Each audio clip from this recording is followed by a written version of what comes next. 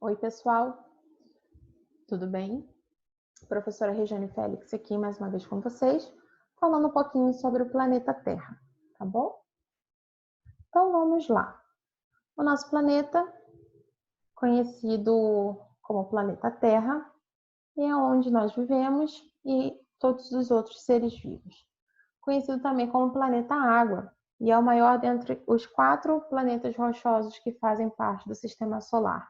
Mas, professora, quais são esses 4 planetas rochosos que fazem parte do Sistema Solar? Então, a gente tem a Terra, Mercúrio, Vênus e Marte. São os que têm características rochosas, tá bom? O planeta Terra é um dos planetas que fazem parte do Sistema Solar e é o terceiro planeta mais próximo do Sol. A nossa posição ela é muito adequada, permite que a gente tenha uma incidência de calor adequada para que haja vida humana, permitindo que o estado da água seja líquido, favorecendo também a vida humana. E quanto mais perto do Sol, mais quente é. Quanto mais distante do Sol, mais frio é. Então, a gente no terceiro lugar de distância, a gente está numa posição fundamental, adequada para que a gente tenha vida com excelência. A sua formação ocorreu há bilhões de anos, assim como a vida existente aqui, tá? Algumas teorias explicam isso, mas a mais adotada é a teoria do Big Bang. A Terra é considerada um planeta telúrico, ou seja, planetas rochosos, como a gente já falou. A Terra possui uma estrutura interna dividida entre crosta terrestre, manto e núcleo. Parte interna da Terra dividida em 3 partes: crosta terrestre, manto e núcleo. Além dessa parte interna, nós temos a parte externa, que é onde nós, seres humanos, estamos, que corresponde à litosfera, tá? Que é o nosso solo, o nosso relevo, a hidrosfera, que representa toda a água, tanto dos oceanos, dos lagos, dos mares, do lençol freático, lagoas, enfim. A biosfera, que é a vida que existe, tanto animal quanto dos humanos, e a atmosfera, que são os gases, o ar que nós respiramos. Então, são essas 4 definições que compreendem a camada externa da Terra, tá? E são essas composições que favorecem a nossa vida aqui, né? Nosso planeta possui 70% da sua superfície coberta por água. A existência dessa substância em seu estado líquido, ou seja, a água, juntamente da presença do oxigênio e a capacidade de reciclar o gás carbônico, fazem da Terra um planeta com características únicas.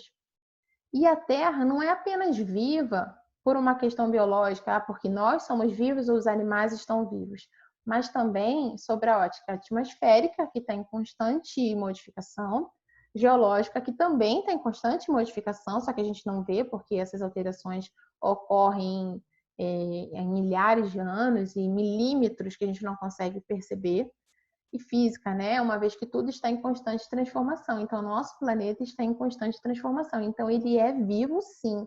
Ele é vivo porque tem as placas tectônicas que estão se movimentando no interior da Terra, e o que movimenta essas placas tectônicas é o magma, que também está vivo ali, se movimentando com altas temperaturas.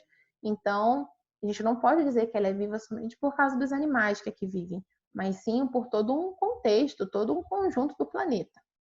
Além de apresentar condições favoráveis à existência de vida, a Terra também possui recursos naturais que propiciam a manutenção dessa existência. Existem recursos renováveis e não renováveis. Renováveis, a gente pode utilizar como exemplo o ar, que é utilizado para gerar energia eólica. Os não renováveis são aqueles que demoram milhares de anos para se renovar, ou seja, o petróleo. Então, ele é um recurso natural não renovável, porque ele demora muitos e muitos e muitos anos para chegar na característica de petróleo, entendeu? É por meio desses recursos que os seres vivos mantêm-se, pois são retirados recursos minerais, fontes de energia, alimentos, entre outros. Em meio à história evolutiva, o homem adaptou-se às condições apresentadas pela Terra e foi aprimorando suas habilidades, retirando aquilo que era necessário e até mesmo os desnecessários, né? Foi vendo que ele podia se apropriar do que tinha no entorno, no meio ambiente, e foi modificando. Quanto ao seu formato, corresponde a uma geóide, que não é esférica, e sim achatada nos polos. Quando eu falo que ela não é esférica, eu vou dar o exemplo de uma bolinha de isopor, ou então uma bolinha de gude, né? Que é totalmente redondinha, perfeita. O nosso planeta é redondo, esférico, sim. Porém, ele tem camadas. Essas camadas são o nosso relevo, Cordilheira dos Andes, Montes Urais, Cordilheira do Himalaia, entre outros. Então, são essas alterações do nosso relevo que fazem a sua estrutura ser, entre aspas, irregular, não ser uniforme, não ser lisinha, sabe? Porque a gente tem a parte dos oceanos, tem a parte dos mares, tem a parte das cordilheiras, das montanhas, das serras. Então, por isso que ela tem essa questão de geóide. E ela é achatada nos seus extremos, nos seus polos. Então, aqui a gente tem um exemplo das camadas internas da Terra, que a gente falou um pouquinho atrás, né? Que a gente divide essa camada interna entre crosta terrestre, manto e núcleo. A composição do nosso planeta é rochoso, como a gente já falou, telúrico também é o nome correto, né? Ou terrestre. Então, essa é a estrutura interna, tá bom? A crosta terrestre é também conhecida como litosfera e corresponde às camadas mais externas da Terra, formada por rochas e minerais, que é onde a gente está agora, onde a gente está pisando. Possui em média 10 km sobre os oceanos e entre 25 e 100 km sobre os continentes. Nela são encontrados os continentes, as ilhas e o fundo oceânico. Além disso, observa-se que ela não é uma camada inteiriça, ou seja, não é inteira, contínua, pois há divisões que formam grandes blocos rochosos, conhecidos como placas tectônicas, que se movimentam e podem provocar tremores na superfície terrestre. Tremores esses conhecidos como terremotos. Já o manto localiza-se entre a crosta terrestre e o núcleo. É conhecido como camada intermediária, que se divide entre o manto superior e manto inferior.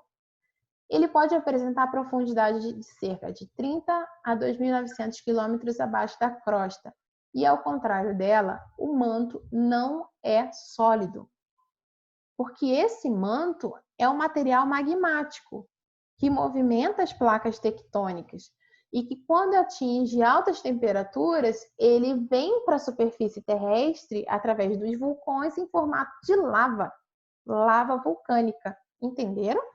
Então, por isso que a Terra é viva, ela está em constante movimentação. Com temperatura média de até 2.000 graus Celsius, essa camada é composta por material magmático em estado pastoso, ou seja, o magma, composto principalmente por ferro, magnésio e silício.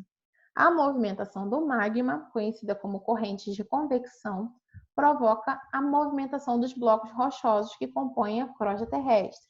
Blocos rochosos, ou seja, placas tectônicas. Já o núcleo é a camada mais interna da Terra e divide-se em núcleo externo e núcleo interno.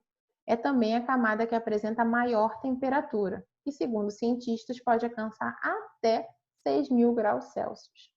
Se a gente não aguenta um calor de 40 graus, 43 graus, imagina 6.000 graus, né? Ele é formado por ferro, silício e níquel. E apesar das altas temperaturas que deveriam manter esses compostos no estado líquido, o núcleo apresenta elevada pressão, que acaba fazendo com que essas substâncias fiquem sólidas, tá? Então, o núcleo, ele é sólido, tá bom? Então, aqui a gente tem a estrutura externa da Terra, que é onde a gente está. A gente está aqui na parte da litosfera, onde a gente caminha, né?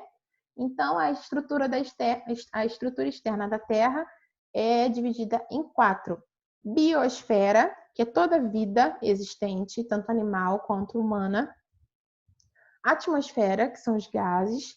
A hidrosfera, que é a parte líquida, a parte de água. Seja de oceano, seja de mar, seja de lagoa, de lago, de rio. Não importa, lençol freático, águas subterrâneas, não importa. É a hidrosfera. E a litosfera, que é o nosso solo, né? Então, a atmosfera corresponde à camada gasosa que envolve o planeta. Ela é formada por gases mantidos pela gravidade, cuja principal função é proteger o planeta da radiação solar, filtrando-a, além de manter a temperatura média da Terra, fazendo com que não haja uma grande amplitude térmica, não tenha muita variação de temperatura.